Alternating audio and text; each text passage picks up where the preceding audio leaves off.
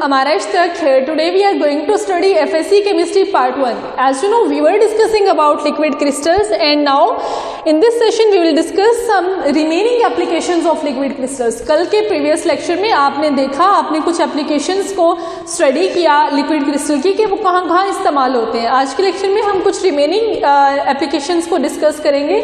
Number first is liquid crystal display LCD. LCD के बारे में आपको पता होगा, आपके घर में जो LCDs लगी हुई होती हैं उस पर कोई ना कोई डिस्प्ले आ रहा होता है. ठीक है, कोई पिक्चर मूव करती है आपको दिख रही है, कोई जो आपके पास एक मूवी सामने लगी हुई होती है उसमें डिफरेंट कलर्स की मदद से वो डिस्प्ले शो किया गया हुआ होता है. तो वो जो डिस्प्ले आपको स्क्रीन के ऊपर नजर आता है वो एक्चुअली लिक्विड क्रिस्टल्स की ही वजह से वो डिस्प्ले बन रहा होता है. लिक्विड क्रिस्टल्स की लेयर्स लगी हुई होती हैं LCD के अंदर, और डिफरेंट इलेक्ट्रिकल एंड टेम्परेचर की कंडीशन चेंज होने की वजह से लिक्विड क्रिस्टल्स की लेयर्स की बॉन्डिंग जो है वो चेंज हो जाएगी, लेयर्स खुली हो जाएंगी या लेयर्स का डिस्टेंस चेंज होगा, तो आपको डिफरेंट किस्म का डिस्प्ले स्क्रीन के ऊपर नजर आएगा. तो मतलब LCD के अंदर हम लिक्विड क्रिस्टल्स को इस्तेमाल करते हैं. LCD किसको कहते हैं हम? Liquid crystals display. इसके अलावा यही स्क्रीन के ऊपर जो डिस्प्ले आ रहा होता है, आपको स्क्रीन के ऊपर जो भी मंजर दिखाई दे रहा है वो स्क्रीन उस स्क्रीन के बिहाइंड लिक्विड क्रिस्टल्स के अंदर टेक पार्ट कर रहे होते हैं. और इसी तरह की स्क्रीन्स अगर कोई डिजिटल वॉच की होगी तो वहां पे भी लिक्विड क्रिस्टल्स इस्तेमाल किए जाते हैं डिजिटल वॉचेस में. इसके अलावा आप इसको इस्तेमाल कर सकते हैं कैलकुलेटर्स में. ठीक है, डिजिटल कैलकुलेटर्स आप इस्तेमाल करते हैं, उसमें लिक्विड क्रिस्टल्स को इस्तेमाल किया जाता है. कंप्यूटर्स में आप इसको इस्तेमाल कर सकते हैं, राइट. तो इस तरह से इसके बहुत सारे डिजिटल डिस्प्लेस में लिक्विड क्रिस्टल्स के इस्तेमालात हैं. और इसके अलावा आप क्रोमेटोग्राफी का प्रोसेस आपने चैप्टर नंबर 2 में स्टडी किया. क्रोमेटोग्राफी में एक सॉल्वेंट होता है जिसको आप मोबाइल फेस के तौर पे लेते हैं, जो आपने स्टेशनरी फेस के ऊपर से पास करवाना होता है. क्रोमेटोग्राफी का कंप्लीट टॉपिक आप चैप्टर नंबर 2 में लास्ट टॉपिक में स्टडी कर चुके हैं. वहां पे मोबाइल फेस के सॉल्वेंट के तौर पे आप लिक्विड क्रिस्टल को इस्तेमाल कर सकते हैं. एज सॉल्वेंट मतलब as mobile phase, right, as solvent used in chromatography. ठीक है, ये क्रोमेटोग्राफी क्या होता है, वहां पे सॉल्वेंट किस मकसद के लिए इस्तेमाल होता है, मोबाइल फेस क्या होती है, ये हमने डिटेल में चैप्टर नंबर 2 में स्टडी किया था. तो वो जो सॉल्वेंट या मोबाइल फेस आप यूज कर रहे होते हैं सॉल्वेंट के तौर पे, आप वहां पे लिक्विड क्रिस्टल भी इस्तेमाल कर सकते हैं. नंबर 3 इज ऑसिलोग्राफिक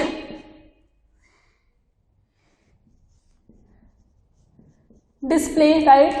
एंड इसके अलावा टीवी डिस्प्ले, इसमें भी लिक्विड क्रिस्टल्स इस्तेमाल हो सकते हैं. मतलब आप कोई ग्राफ बना रहे हैं, वहां पे कोई बार यूज कर रहे हैं, वो कलर्ड बार आपने अगर यूज करनी है तो वो कलरिंग फिनोमेना को शो करने के लिए उस स्क्रीन के ऊपर आप ऑसिलोग्राफिक स्क्रीन के अंदर आप लिक्विड क्रिस्टल इस्तेमाल कर रहे होते हैं. टीवी डिस्प्ले, आपके घर में टेलीविजन होगा, राइट. टीवी की स्क्रीन के ऊपर जो कलरिंग फिनोमेनाज आ रहे होते हैं उस टीवी के अंदर भी कलर्स को शो करने के लिए लिक्विड क्रिस्टल को इस्तेमाल किया जाता है. और लिक्विड क्रिस्टल की मदद से ही स्क्रीन के ऊपर कलर्ड फिनोमेनाज अकर करवाए जाते हैं. और कलरिंग किस तरह से चेंज होती है बाय यूजिंग लिक्विड क्रिस्टल, ये आपने प्रीवियस लेक्चर में स्टडी किया कि कैसे अगर हम लिक्विड क्रिस्टल की लेयर्स को चेंज करते हैं तो कलर्स चेंज होते हैं. इस तरह से डिफरेंट कलर्स से आप एक पिक्चर बना के स्क्रीन के ऊपर डिस्प्ले करवा सकते हैं. That was the remaining application of liquid crystals. अभी हम कुछ उनके स्ट्रक्चरल पॉइंट ऑफ व्यू से देखते हैं लिक्विड क्रिस्टल्स को.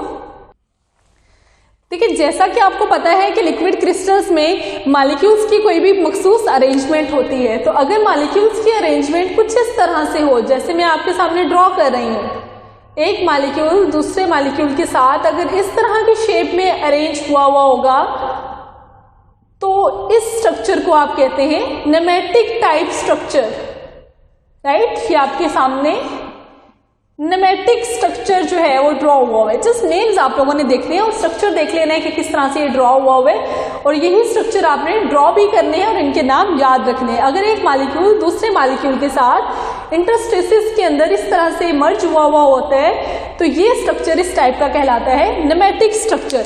अगर मॉलिक्यूल्स सीधी रोज में अरेंज हुए हैं, राइट, इस तरह से रोज बना रहे हैं, लेयर्स बना रहे हैं, तो इस स्ट्रक्चर को आप कहते हैं, देखिए वहां पे लेयर्स नहीं थी, एक लेयर दूसरी लेयर के अंदर मर्ज हुई हुई है, तो वो नेमेटिक टाइप स्ट्रक्चर था, ये सोमेटिक स्ट्रक्चर कहलाएगा, जिसमें रोज बनी हुई है, राइट। नेक्स्ट जो हम स्ट्रक्चर बनाएंगे उसमें एक लेयर दूसरी लेयर के साथ तिरछी होके अटैच हुई हुई है। एक लेयर अगर ऐसे जा रही है तो दूसरी लेयर इस तरह से मूव करेगी, तो इस तरह के स्ट्रक्चर को हम कहते हैं क्लेस्ट्रिक। ठीक है, तो नेमेटिक, सिमेटिक एंड क्लेस्ट्रिक, ये 3 तरह की शेप्स अरेंजमेंट हो सकती हैं मॉलिक्यूल्स की लिक्विड क्रिस्टल्स में।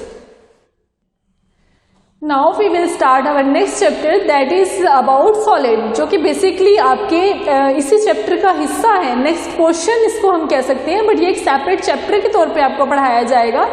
सॉलिड्स क्या होते हैं?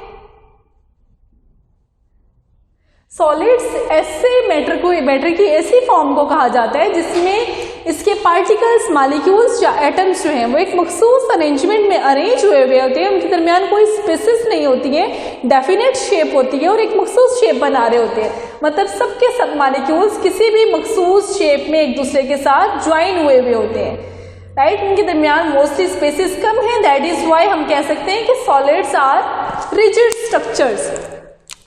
ठीक है, ये रिजिड होते हैं। इसके अलावा इनकी डेफिनेट शेप होती है,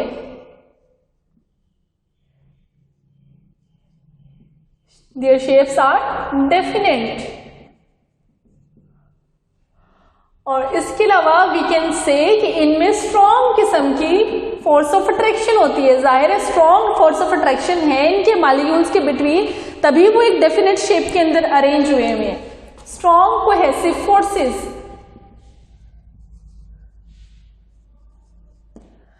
राइट। तो रिजिड शेप, जिनकी डेफिनेट शेप हो, रिजिड स्ट्रक्चर और स्ट्रॉन्ग किस्म के फोर्सेस जिनके मॉलिक्यूल्स के दरमियान मौजूद हो, ऐसे स्ट्रक्चर्स को हम सॉलिड कहते हैं। सॉलिड्स के बारे में इंट्रोडक्शन आपने लिक्विड पोर्शन के स्टार्ट में भी लिया था। Now we will discuss 2 types of solid. देखिए, one form is called crystalline solids and second one is amorphous solid।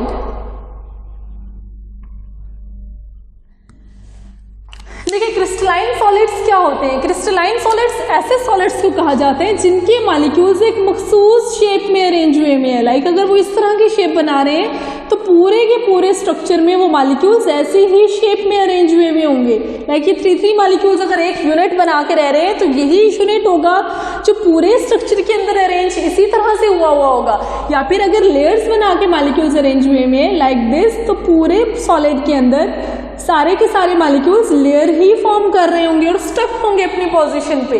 ठीक है, डेफिनेट शेप तो होती है सॉलिड्स की, आपको पता है, रिजिड भी होते हैं, स्ट्रॉन्ग कोहेसिव फोर्सेस भी हैं, लेकिन अगर इनके मॉलिक्यूल्स की अरेंजमेंट की बात की जाए, वो अरेंजमेंट रेगुलर अरेंजमेंट हो कि सॉलिड के किसी भी हिस्से में यही इसी तरह की अरेंजमेंट आपको नजर आए। ये एक सॉलिड है, इसको अगर आप जितना मर्जी फैला दें, इस तरह बड़ा ये सॉलिड हो, तो इस पूरे के पूरे सॉलिड में अरेंजमेंट अगर इसी तरह की लेयर्स बनी हुई होंगी तो वो हमारे पास कहलाएगा क्रिस्टलाइन सॉलिड। फॉर एग्जाम्पल, इसमें एग्जाम्पल आ जाती है NaCl की एंड डायमंड की। इनमें जो मॉलिक्यूल्स अरेंज हुए होते हैं वो जिस भी तरह से अरेंज है, लाइक NaCl में या डायमंड में अगर आपके पास टेट्राहेड्रल ज्योमेट्री है लाइक दिस, तो पूरे के पूरे डायमंड के स्ट्रक्चर में यही टेट्राहेड्रल ज्योमेट्री, इसी तरह से मॉलिक्यूल्स 4 कोनों पे ही अरेंज होंगे।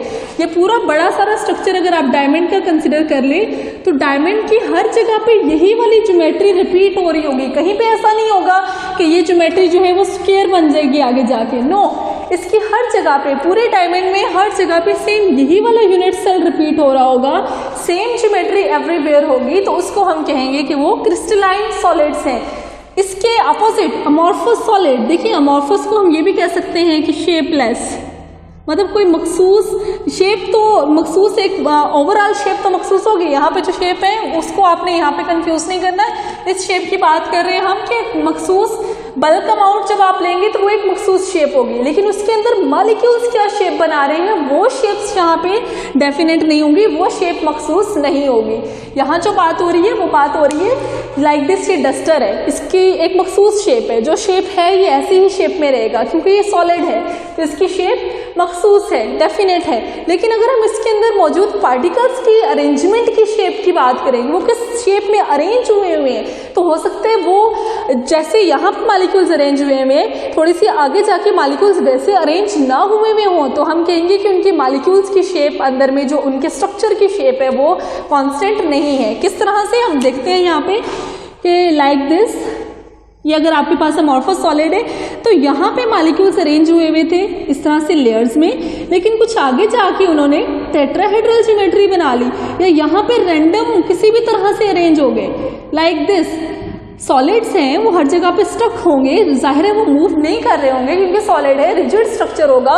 ओवरऑल जो पूरे बल्ब की अमाउंट हम देख रहे हैं, शेप देख रहे हैं, वो कांस्टेंट शेप है। एक स्क्वायर टुकड़ा लिया हुआ है आपने, एक ब्लॉक लिया हुआ है, उस ब्लॉक की डेफिनेट शेप है, बट उसके मॉलिक्यूल्स की अरेंजमेंट मखसूस नहीं है बल्कि रैंडम अरेंजमेंट है, रैंडमली वो जुड़े हुए हैं। तो इस तरह के सॉलिड्स को हम कहते हैं अमॉर्फस सॉलिड। ये है इंट्रोडक्शन सॉलिड पोर्शन का। इंशाल्लाह नेक्स्ट लेक्चर में हम डिटेल में इन कॉन्सेप्ट्स को परस्यू करेंगे।